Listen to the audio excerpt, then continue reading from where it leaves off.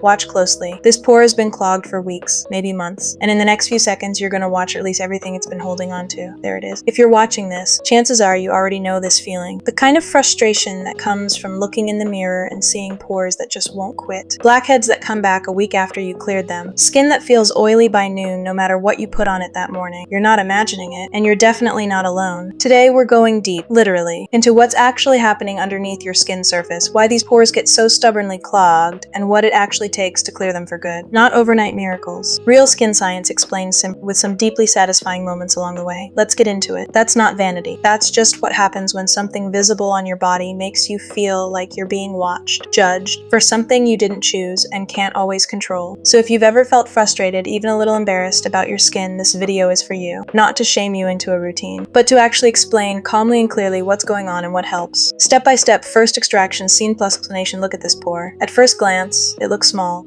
almost insignificant. But beneath the surface, this single blackhead has been building for weeks. A mixture of sebum, dead skin cells, and trapped debris, compacted so tightly that oxygen has literally darkened it, which is why it looks black instead of white. That's actually a common myth worth clearing up right now. Blackheads are not dirt, they're oxidized oil. No amount of scrubbing washes them out, because they're not sitting on the surface. They're inside the pore, and there it is. Watch how cleanly that releases once the pore is properly softened and prepped. That clean release only happens because of what came before it. Steam, gentle pressure, and patience. Rush this process and you get broken capillaries and irritation instead of satisfaction. Skincare science. Here's where most people make a mistake. They think blackhead removal is about force. It's not. It's about preparation. Your pores are essentially small canals lined with oil-producing glands. When those glands overproduce sebum, which happens more with hormonal changes, humidity, and certain skin types, that oil mixes with dead skin cells and gets stuck. Over time, the opening of the pore stretches to accommodate the buildup, which is part of why clogged pores often look larger than they actually are. This is also why double cleansing matters so much, especially if you're someone who deals with oily or combination skin. An oil-based cleanser first, to break down sebum and sunscreen, then a gentle water-based cleanser to clear away what's left. One step alone rarely gets the job done properly. Second extraction plus practical advice. This next one is a deeper impaction. You can already tell by the slight swelling around it. Notice the technique here. Even, gentle, patient pressure, never a sharp jab. That's the difference between skin that heals cleanly and skin that scars, and it's out, completely intact, no fragmenting, no residue left behind. That's what a properly prepped, properly extracted pore looks like.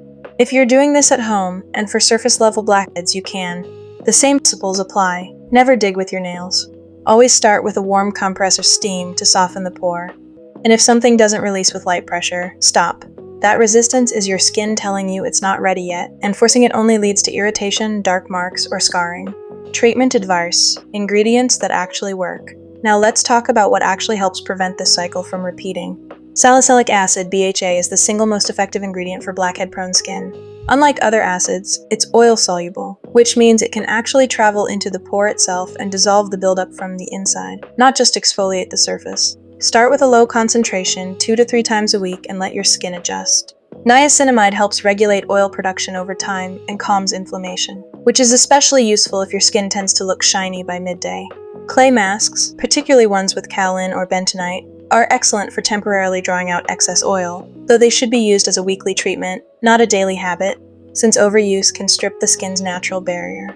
And if you're rebuilding a barrier that's been damaged by over-exfoliating, which is more common than people admit, ceramides are what restore that protective layer so your skin stops overcompensating with excess oil in the first place. Third extraction plus nut busting. This is what's called a blackhead cluster. Several smaller impactions close together, usually around the nose or chin where oil glands are more concentrated. 1, 2, 3. Clean releases, one after another. Let's clear up a few myths while we're here. No, toothpaste does not shrink pores. It can actually burn and irritate the skin. No, pores don't open and close with hot and cold water. They're not muscles, they don't have that ability.